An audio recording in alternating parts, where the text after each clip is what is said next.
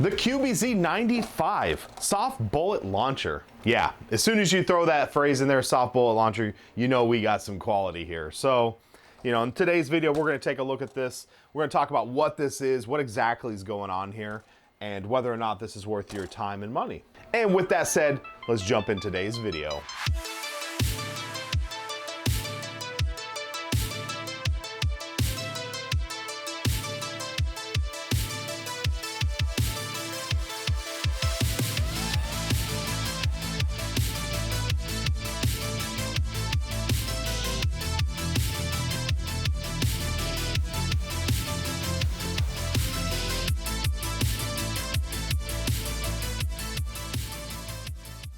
Now, before we jump into this video, I need to put out a couple things. Number one, this blaster was sent in for review by CS Noobs. I will put a link in the description.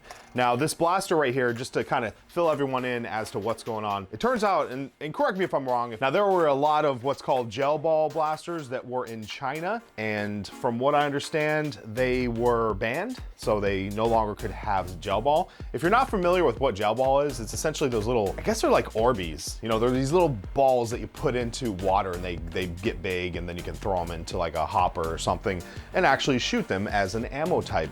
Now, many of you have asked in the past, like, hey, DrFlux, you gonna review any gel ball blasters? And I don't think it's off the table completely, but I have not seen anything that's really got me super interested in gel ball. And part of the reason is it's its accuracy. It is cool to have an ammo type that you don't have to pick up. It's cool to have an ammo type that's very cheap. Like, you can get thousands of rounds for like 20 bucks or something. So it is cool in that regard. However, it's just that accuracy just really kills it for me. I mean, Nerf is, you know, Nerf has its issues with accuracy to begin with, but gel balls seems to be worse. Let me know if you've played with gel balls in the past. Am I completely off target here, or have you played with gel ball? Would you consider gel ball inaccurate versus Nerf? Let me know in the comment section. So this guy right here, this is just another one of those shell ejecting Chinese blasters that have been converted over from gel ball to Nerf. And why it's a problem is there's it doesn't take a lot of plunger tube diameter to launch a gel ball, but it does take a lot more to launch Nerf. And this kind of makes sense when looking at airsoft stuff versus Nerf. And a lot of airsofters don't realize the sheer amount of energy or plunger tube diameter it requires to launch a foam dart. There is just a lot of pressure needed behind that projectile because it's heavier. It's a lot heavier. But when you look at this blaster and you say like, oh wow, that thing is like, it looks super cool.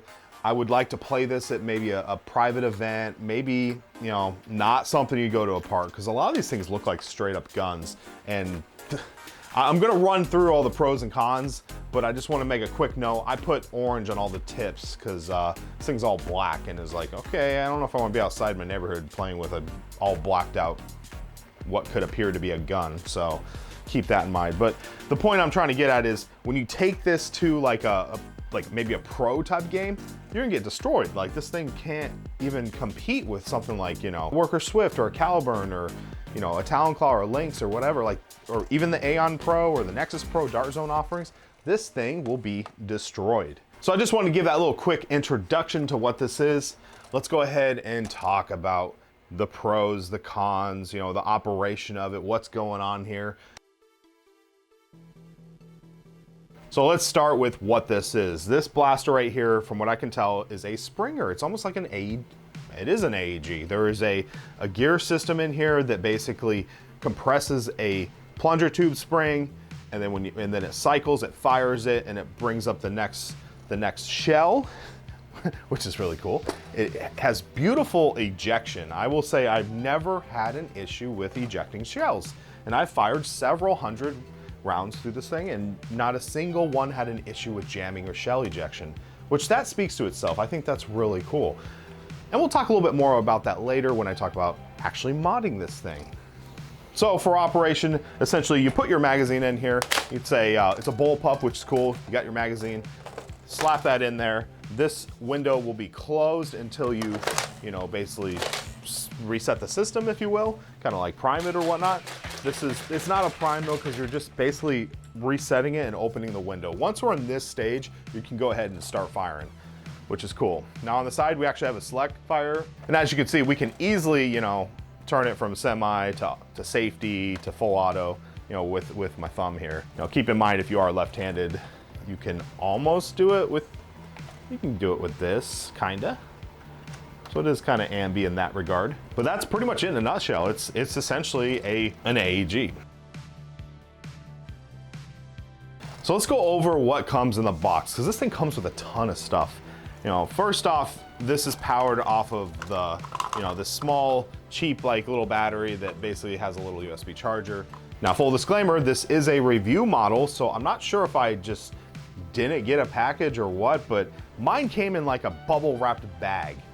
And everything was just kind of crammed in there. There's a lot of bubble wrap, but it was just like, it wasn't a box. So I don't know if that's just because I'm doing a review, but I don't know, keep that in mind, take that for what it's worth. So if you receive one of these and just a big old ball of bubble wrap, that's why. Now, I will say in transit, my barrel right here did get shattered. So, and it kind of shows the quality of this plastic.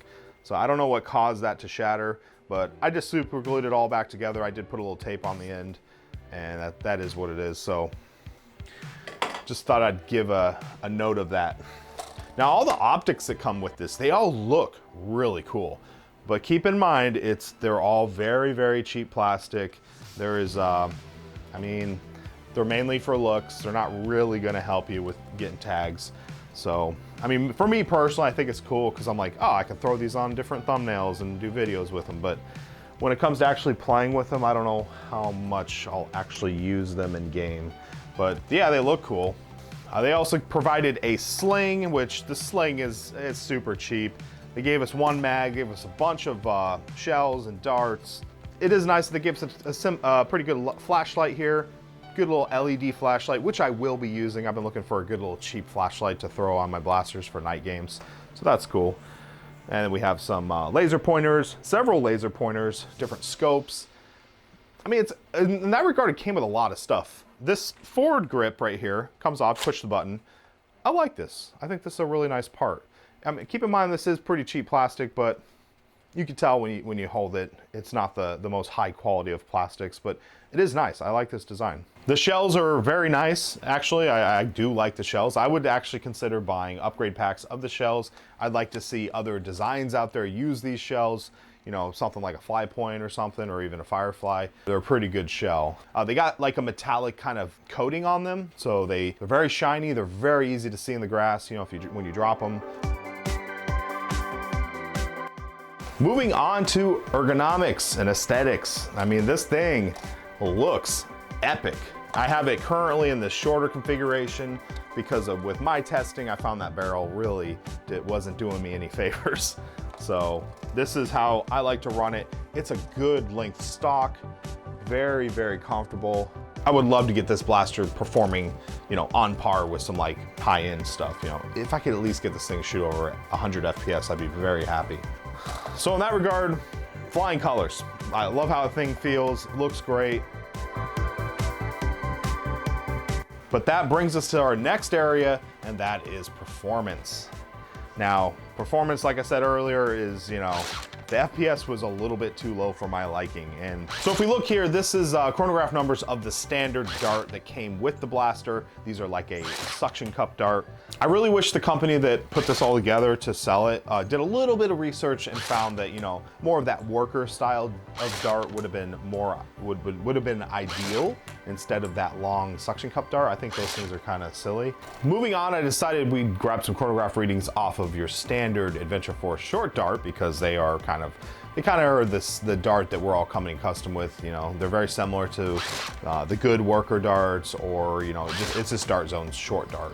And as we can see here, the performance was I won't say a lot better, but it was better because the average for the original darts was around, it was like low 60s, maybe even upper 50s, whereas the short darts, they actually were going over 70 FPS, which is much better. Still not super good, but definitely much better. From what I can understand, these shells actually provide kind of like a barrel for the dart to travel through. So in the back, it's a little tapered in, so it actually pinches the dart. And then when it fires, I really feel like that shell is the barrel for the most part, because if you look down in here, it's pretty open. You know, it's not really holding the dart too much, which also makes me believe that if I were to cut like this off, you know, if you were to get like this thing really short, you probably would see drastic increases in FPS. I don't know about accuracy because you do need a little bit of barrel for your accuracy. I don't know, it's worth testing. Now, when I took this over to my targets that were set up at 30 feet, you can see that the first darts, you know, the darts that come with it, I have to really put an angle on it to even hit that target. It just shows how little plunger tube diameter there is behind those darts. And when I switched over to the Adventure Force darts, I didn't have to put as much of an angle on it, and you know, it shows. It was a little bit more accurate too, obviously.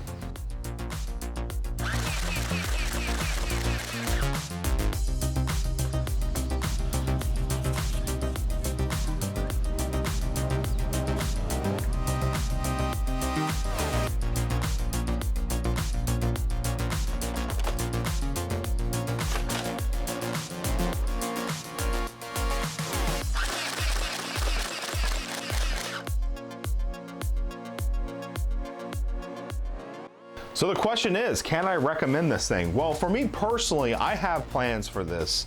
I want to open this thing up. I want to see what it looks like in here. I know it's going to be a little bit intimidating to see that AEG type of system. It's going to be very similar to like probably a Nerf Stampede type of thing going on in here.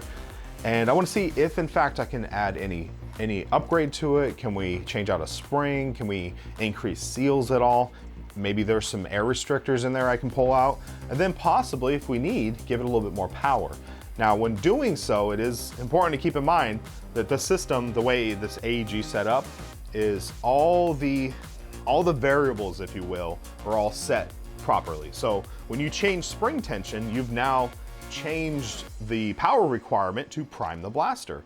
So, and then when you do that, now maybe the motors can't support the higher power. So there's a lot to consider when modifying an AEG type blaster. So I don't have a lot of high hopes for getting in here and making this thing perform better, but I still want to give it a try. Another concept that I'm kind of playing with is just using the body for something else. You know, this, I think the blaster itself looks really cool and can be used in future integrations. You know, even if we were just converted to a flywheeler, which is the easiest thing to do. In that regard, I think it's pretty cool. I'm very intrigued by the shell ejecting mechanism in here. So there is also the concept of keeping that intact and then applying or supplying, you know, some high pressured air, maybe, or even low pressured air behind that, and get it into the cycle, the firing cycle, in which it gives it a blast of, you know, CO2 or whatever.